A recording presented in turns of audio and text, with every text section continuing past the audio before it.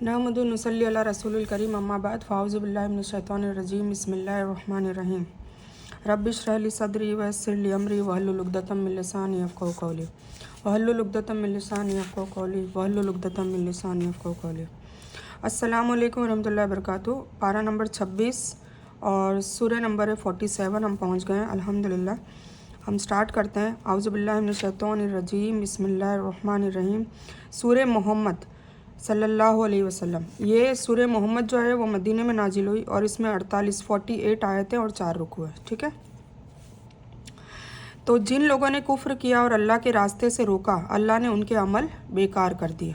ठीक है, मतलब खुद भी कुफ्र किया, मतलब इनकार किया अल्लाह की आयतों से, और फिर अल्लाह के रास्ते से लोगों को जाने से भी रोका कि नहीं नहीं वो फला शख्स सही नहीं कह रहा है। कुफ़ार मक्का की भी बात हो रही है इसमें, और हम हमारे पर भी ले सकते हैं कि कहीं हम ऐसे काम तो नहीं कर रहे हैं कि जो दीन का काम कर रहे हैं उनमें रुकावट भी डाल रहे हैं, ऐसा तो नहीं कर रहे हैं। तो अल्लाह ताला कह रहा है कि उनके सारे अमल बेकार कर दिए गए।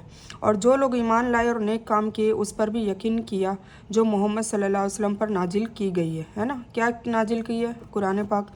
और हकीकत में उनके रब की तरफ से सच भी वही है। अल्लाह ने उनके गुनाह मिटा दिए और उनकी हालत का सुधार कर दिया। यह इसलिए कि काफिरों ने बातिल का अनुकरण इत्तिबा किया और ईमान वालों ने उस सच धर्म की इत्तिबा की, उसकी पैरवी की जो उनके रब की तरफ से है। अल्लाह ताला लोगों के उनके हाल इसी तरह बताता है। ये जो सूरह है इसका दूसरा नाम अल किताल भी है, मतलब जंग करना भी है। कुछ ने इससे मुराद कुरैश के काफिर लिए हैं जो ये बात करें ना अल्लाह के रास्ते से रोका, और कुछ ने अहले किताब मतलब यहूदियों और ईसाइयों को भी लिया है, लेकिन यह आम है, इनके साथ सभी काफिर इसमें शामिल है। ठीक है, यानी ईमान लाने वाले के पहले की गलतियों और सुस्ती को माफ़ कर दिया जाता है जब वो हुजूर पाक सल्लल्लाहु अलैहि वसल्लम के कौल के हिसाब से इस्लाम के पहले सभी, मतलब वो जब इस्लाम में आता है तो उसके सारे गुनाह पहले के मिटा दिए जाते हैं। जब काफिरों से तुम्हारी मुठभेड़ हो तो गर्दनों पर वार करो, यहाँ तक कि जब उनको अच्छी तरह कुचल डालो तो अब खूब मजबूत जेल में कैद करो, फिर इख्तियार है कि उपकार करके आज़ाद कर दो या कुछ फिदिया लेकर जब तक कि जंग करने वाले अपने हथियार रख दे, यही हुक्म है। और अगर अल्लाह चाहता तो खुद ही उनसे बदला ले लेता, लेकिन उसकी इच्छा यह है कि तुम में से एक की परीक्षा दूसरे से ले ले। और जो लोग अल्लाह की राह में शहीद कर दिए जाते हैं अल्लाह उनके अमल कभी बर्बाद नहीं करेगा। ठीक है, इसमें मन का मतलब है कि फ़िदिया लिए एहसान करके आज़ाद कर देना, और फ़िदा का मतलब है कुछ बदला देकर आज़ाद करना। कैदियों के बारे में हक़ दिया गया है कि हालात को देखते हुए जो बात इस्लाम और मुसलमानों के लिए ज़्यादा बेहतर हो वही अपनाई जाए, और उनकी हिदायत करेगा और उनकी हालत का सुधार कर देगा और उन्हें उस जन्नत में ले जाएगा जिससे उन्हें पहचान कर दिया गया है। ए ईमान वालों, अगर तुम अल्लाह की मदद करोगे तो वह तुम्हारी मदद करेगा और तुम्हारे कदम मजबूत रखेगा। अब अल्लाह की मदद करोगे का क्या मतलब है?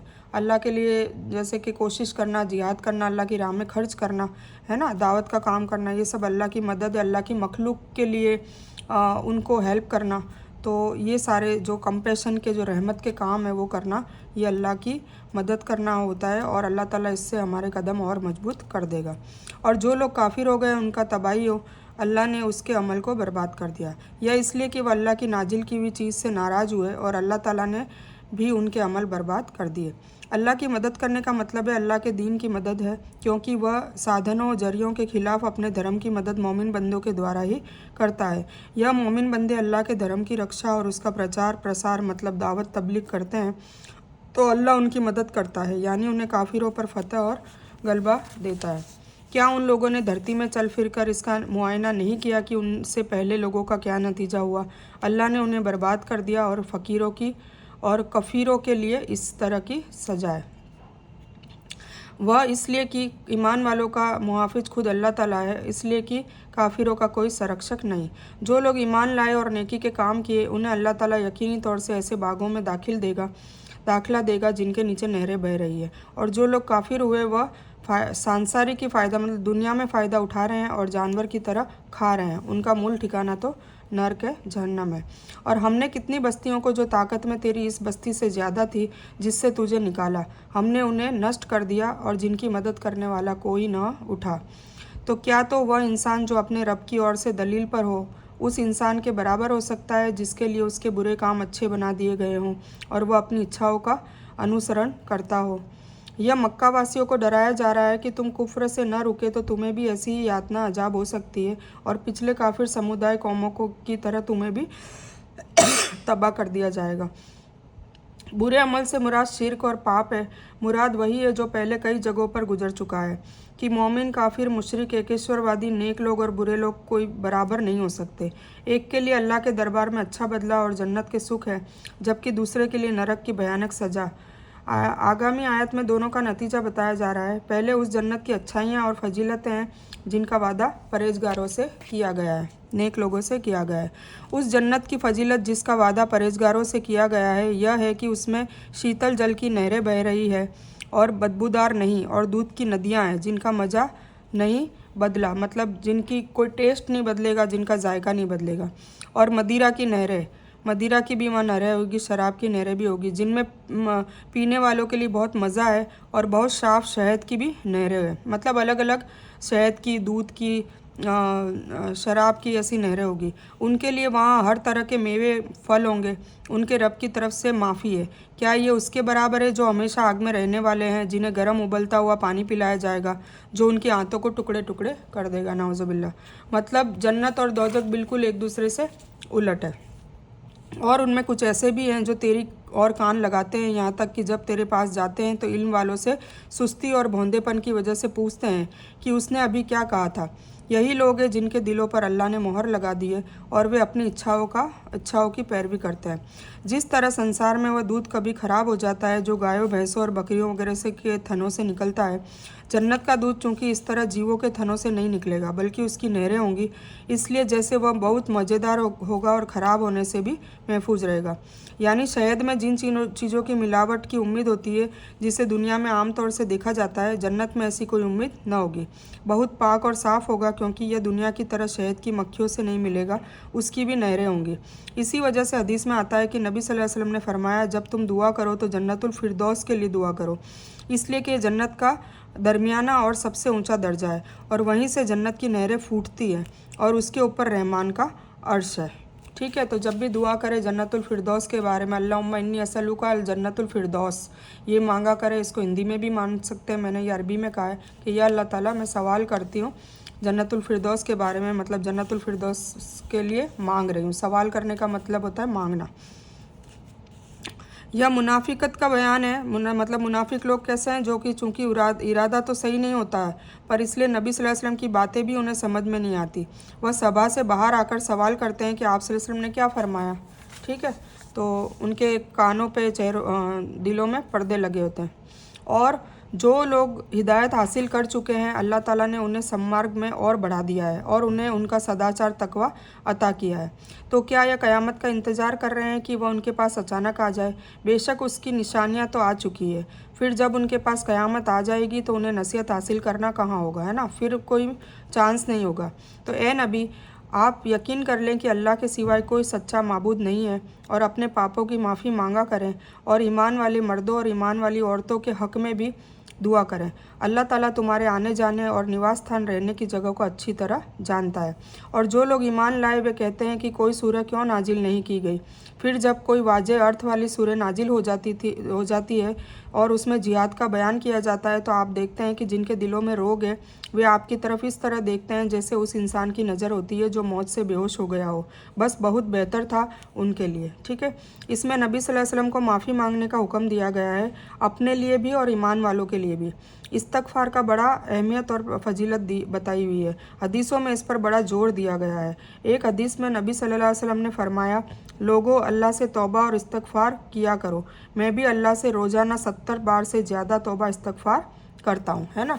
तो हमें यह अमल में लाना चाहिए, हमेशा एक तस्बीह ज़रूर इस्तग़फ़ार की करें। आज्ञा पालन, इताअत करना और अच्छी बातें कहना। फिर जब काम मुकर्रर हो जाए तो अगर वे अल्लाह के साथ सच्चे रहें तो उनके लिए अच्छा ही है। और तुमसे यह भी नामुमकिन नहीं कि अगर तुमको राज्य मिल जाए तो तुम धरती पर फसाद पैदा कर दो और रिश्ते नाते तोड़ डालो। यह वही लोग हैं जिन पर अल्लाह की लानत है और अल्लाह ने जिनकी सुनने की ताकत और आँखों की रोशनी छीन ली है। क्या यह कुरान में चिंतन मनन गौर फिक्र नहीं करते, या उनके दिलों पर उनके ताले लग गए हैं? जो लोग अपनी पीठ के बल फिर गए इसके बाद की उनके लिए हिदायत वाजे हो चुकी। बेशक शैतान ने उनके लिए उनके कामों को मुज़य्यन कर दिया है और उन्हें ढील दे रखी है। यह इसलिए कि उन्होंने उन लोगों से जिन्होंने अल्लाह की नाजिल की हुई वही को बुरा समझा यह कहा कि हम भी करीब भविष्य में कुछ कामों में तुम्हारा कहा मानेंगे, और अल्लाह उनकी छिपी बातों को अच्छी तरह जानता है। इससे मुराद मुनाफिकीन है जिन्होंने धर्म युद्ध से भागकर और अपने कुफ्र और धर्म परिवर्तन को जाहिर कर दिया था। ये तो तात्पर्य उनका इस्लाम धर्म से फिर जाना है। तो उनकी कैसी दुर्गत होगी जब फरिश्ते उनकी जान निकालते हुए उनके मुंह और कमर पर मारेंगे। यह इस वजह से है कि ये रास्ते पर चले जिससे उन्होंने अल्लाह ताला को नाराज़ कर दिया और उन्होंने उसकी खुशी को बुरा जाना, तो अल्लाह ने उनके अमल को अकारत कर दिया। क्या उन लोगों ने जिनके दिलों में रोग है यह समझ रखा है कि अल्लाह उनके कपट को जाहिर ही न करेगा? है ना। मुनाफिकीन की क्या क्या होती है सिफ़ात? बाहर से तो वो बड़े नेक, परहेजगार और बड़े अच्छे दिखते हैं, नमाजी भी होते हैं, पर अंदर से उनका किरदार अच्छा नहीं होता। वो लोगों के लिए भलाई वाला सोच नहीं रखते, कपट रखते हैं और अल्लाह की नाफरमानियाँ करते रहते हैं और छिपे में गुनाह करते हैं। तो अल्लाह ताला कह रहा है कि क्या उनके ये कपट को अल्लाह ताला कभी जाहिर नहीं करेगा? तो दुनिया में तो चलो वो फिर भी बच जाएगा, लोग उसे अच्छा ही समझेंगे, पर मैदान असर में तो उसका चिट्ठा खुल जाएगा ना। और ऐसी मुनाफिकत वाले लोग हर घर में पाए जाते हैं, है ना। बाहर से कुछ अंदर से कुछ। बाहर से बहुत अच्छे लग रहे होते हैं, बहुत सीधे सादे, जैसे उनके जैसा कोई अच्छा है ही नहीं, और अंदर से वो बिल्कुल बुरे होते हैं और बस अपनी इज़्ज़तें बढ़ाने के लिए और अपना नाम बढ़ाने के लिए, अपनी तारीफ़ें करवाने के लिए अपने घर वालों की ही बेइज्जती करते रहते हैं, पीठ पीछे उनकी बुराइयां करते रहते हैं, उनको जलील करते रहते हैं। तो ये सारी चीज़ों से वो अभी तो खुश हैं कि उन्हें मज़ा आ रहा है और लोग उनकी तारीफ़ कर रहे हैं कि हाँ भाई फ़ला लेडी या फ़ला आदमी कितना अच्छा है और उनके घर वाले कितने बुरे हैं और कितना अच्छे अखलाक के हैं।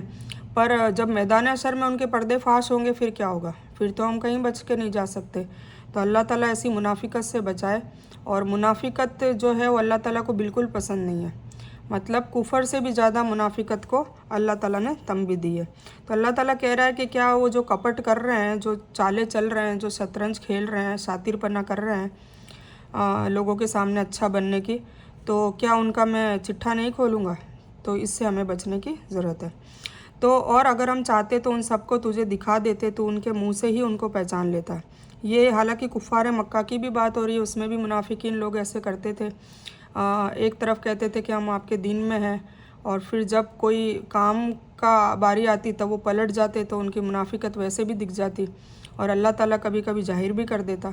और ये जैसे कि कुरान पाक हर दौर के लिए बनाया गया है, क़यामत तक के लिए, तो इसमें हमें भी अपने गिरेबान में झांकना चाहिए। क्या ये क्वालिटी हमारे में तो नहीं है? और अगर है तो हमें इससे बहुत बचना चाहिए, क्योंकि अल्लाह ताला इसे बिल्कुल नापसंद करता है।